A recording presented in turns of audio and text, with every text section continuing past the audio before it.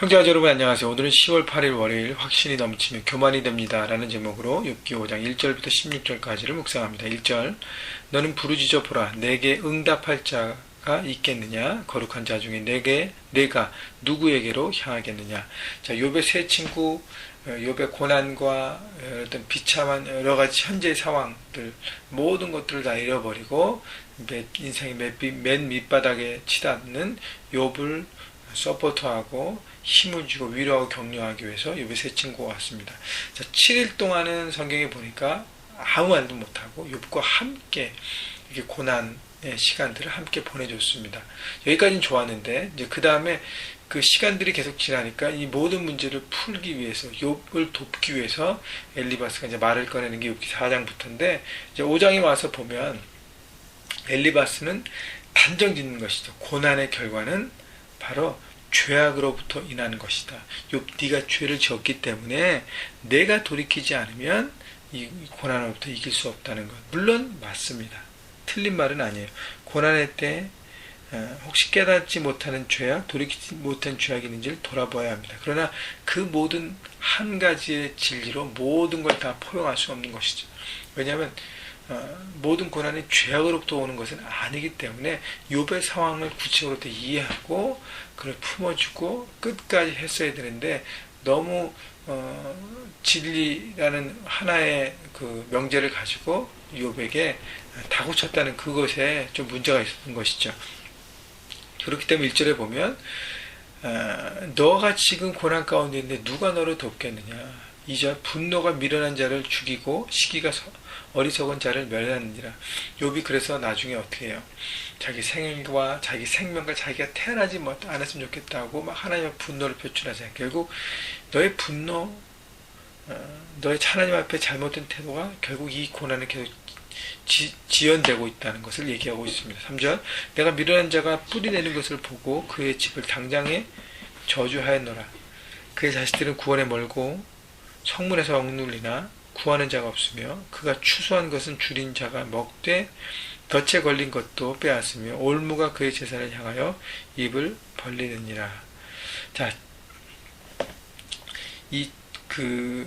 자신의 죄악들을 돌아보지 않고 그 다음에 그 잘못된 씨앗을 계속 뿌리면 결국 멸망하는 삶을 사는 것이고 아무도 그것을 도와주고 해결할 수가 없다는 것입니다.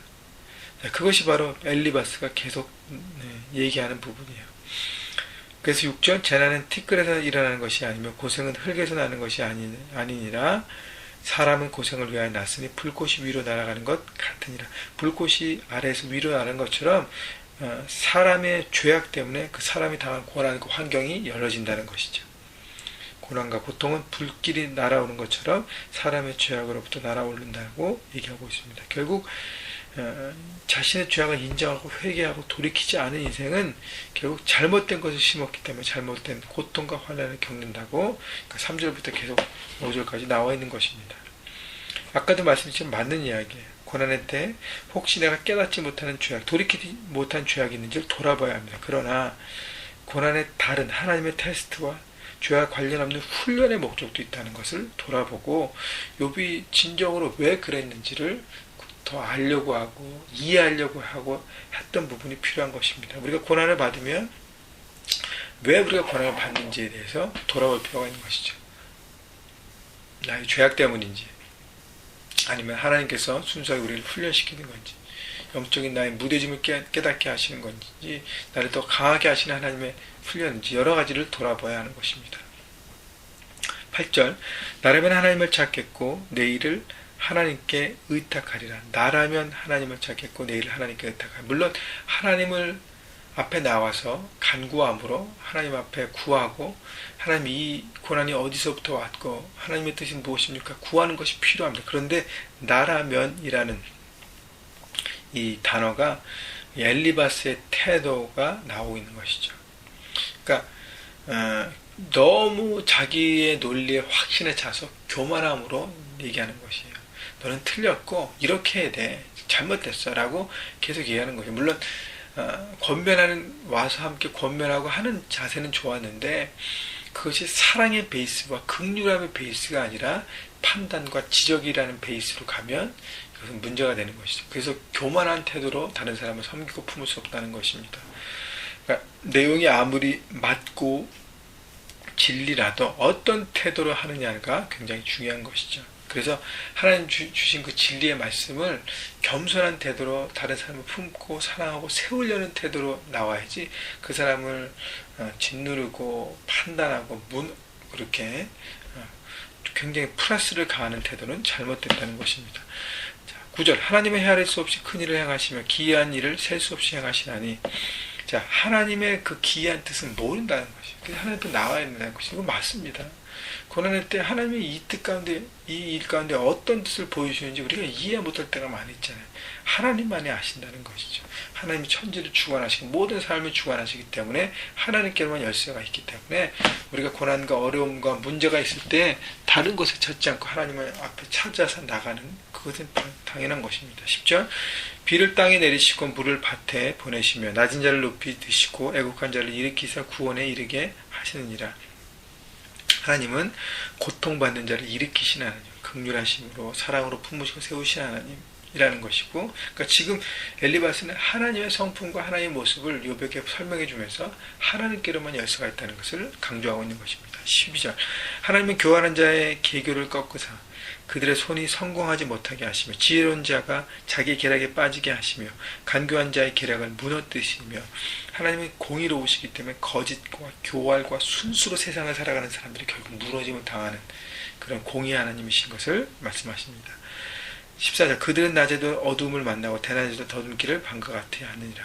바로 거짓과 교만과 술수라는 사람들의 최후를 보여주는 것이고. 15절, 하나님은 가난한 자를 강한 자의 칼과 그 입에서 또한 그들의 손에서 구출하여 주시나니 가난한 자, 연약한 자를 세우신 하나님, 그러므로 가난한 자가 희망이 있고 악행이 스스로 입을 다무느니라. 하나님이 죄악을 파하시고 가난한 자에게 소망, 그러니까 연약한 자에게 희망과 소망을 주시고 그 일어설 수 있는 능력을 주신다는 것입니다. 자, 하나님의 깊고 오묘한 지혜, 고통받는 자를 세우신 하나님, 거짓을 꺾으시 공의를 세우신 하나님, 연약한 자를 붙드신 하나님 봤잖아요. 그죠? 그 하나님 바라보고 너가 그 하나님을 통해서 이 고난과 환난의 때 너의 답을 찾아야 된다는 건 너무 귀한 앤서입니다. 그렇죠? 그렇기 때문에 우리가 하나님 앞에 나가야 하는 것입니다. 그래서 날마다 매일매일 이렇게 하나님 묵상하면서 하나님의 뜻, 내 삶을 향한 하나님의 뜻을 우리가 알고 배우고 구하여서 그 뜻 가운데 순종함으로 여러분의 모든 문제를 하나님을 통해서 풀어가시는 모두가 되길 주님의 이름으로 축원합니다. 근데 마지막 한 번 더 강조드리는 것은, 그러니까 권면과 사랑의 태도로 사람을 섬겨야지 교만과 나는 무조건 맞고 너는 틀리다는 태도로 하면 안 된다는 것, 잘못된 태도를 우리가 돌아봐야 되는. 그래서 제가 어저께도 설교에서 드렸지만 우리 형제가족들이 함께 서포트하고 함께 힘을 주어서 함께 하나님 나라를 함께 세워가는 생명력과 능력 있는 그런 공동체가 되기를 바랍니다. 오늘 하루 또 한 주간 여러분 세상의 현장에서 여러분 하나님만을 의지하심으로 순종하시고 승리하시고 또 다른 사람을 사랑과 섬김으로 붙들고 세우셔서 함께 달려가는 여러분 모두가 되시기를 주님의 이름으로 축복합니다.